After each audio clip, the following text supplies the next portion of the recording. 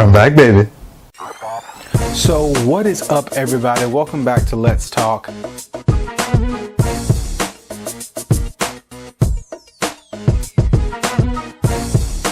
Welcome back, everyone, to Let's Talk. My name's Gatlin, and man, I have missed being in front of this camera. I miss seeing you guys, and I miss simply talking about the things that we talk about.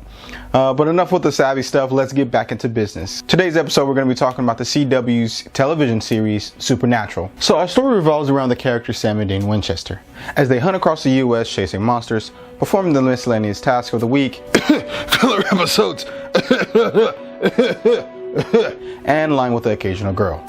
Now, the awesome new twist that came along with season 5 is that they have the addition of Castiel, which cannot stop reminding us that he's an angel.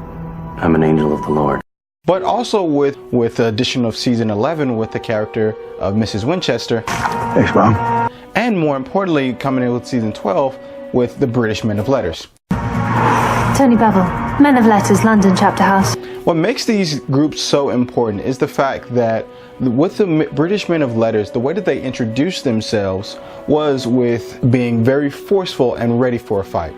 And so because of this, Sam, Dean, his mother, and Castiel really had it in for them when it came to trying to rescue Sam, he was kidnapped by the British Men of Letters. But once they continued to discover the British Men of Letters and their actual organization, unfortunately they realized they were on the same side.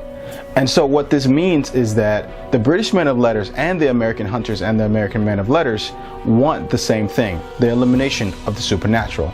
With both groups wanting the elimination of the supernatural, the American Hunters and the American Men of Letters learned pretty quickly that only the British Men of Letters really have the resources to pull that off. We don't decapitate vampires, we irradiate them. Cool. The toys are the fun part. And so that leads me to our circumstance of the week. So for our circumstance of the week, we're going to put ourselves in the shoes of Dean Winchester, the brother of Sam. And after spending years on the road with your brother, you come to love him very much. But after learning about the British Men of Letters, they come to steal Sam away from you and continue to torture him for hours and even days. And after you and your mother and Castiel go on a rescue mission to find him, then you realize that after hearing about the British Men of Letters, after hearing about what they've done, your mother still joins them because of their effectiveness in eliminating the supernatural. I have sort of been working with the British Men of Letters. So where does that leave us?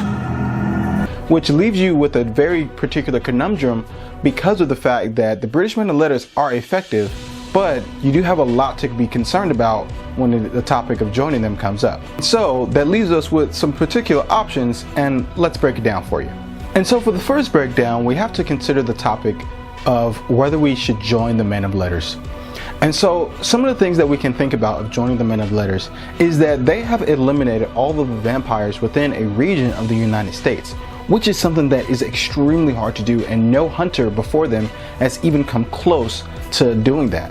And because of the fact that they are able to do this within such force, unity, and organization, then you can honestly understand why someone would actually want to join them, because what that leads me to my second point of it, which is united, they all will stand.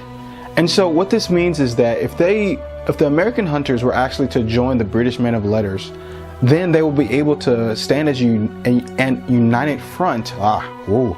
They will be able to stand as a united front against all of the supernatural within the US and be able to eliminate the supernatural, similar to how they eliminated all supernatural within Britain.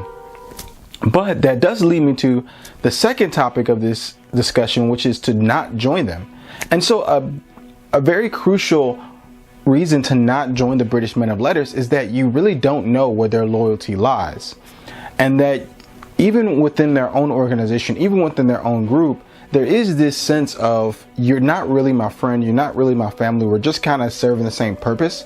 And this can cause a lot of conflict, internal conflict, because there's not really this sense of community is just more so this sense of let's try to accomplish this goal together. And so even though, yeah, these people want to accomplish the same goal, you don't really have that sense of trust, loyalty. You probably wouldn't feel like they actually had your back when the moment came to it. Which leads me to my next point of, can you really trust the British men of letters? After all, if they have a lot of internal conflict, if they have a lot of things that could potentially be wrong within their own society or their own organization, then how in the world do you ever think that they will be able to trust American hunters or vice versa? And so because of this, you have a lot to think about when it comes to both of these arguments, because if you don't, then you could be jumping into something that you'll probably regret for the rest of your life or until the season ends, whichever comes close, of course. But that leads me to the question of the day. And the question of the day is, would you honestly want to join the British men of letters? After all, they are very effective at what they do, but at the same time, they do come with a lot of issues and a lot of problems. And so leave what you have to say down in the comment section, because I'm bored without you, baby. I'm bored without you. So leave your answers down in the comment section, because I always love to hear what you guys have to say about it. And even other recommendations that you have for me that you want to see on the show as well. And before you go, baby, you know what time it is. It's time for the inspirational quote of the day. And the inspirational quote of the day is brought to you by Nelson Mandela. Nelson Mandela said, "May your choices reflect your hopes and never your fears." And what this means is that with any choice that we have in life, we have the complete and utter capacity to choose on our own. And so let that reflect the things that we desire to happen in our life instead of the things that we're trying to avoid. I hope that does something for you, and I hope that it inspires you to change something about your life that you desire to, for no one else's sake but for your own. But until next time, my name's Gus Gatlin. Leave your answers down in the comment section as always, and until next time, stay talking, guys.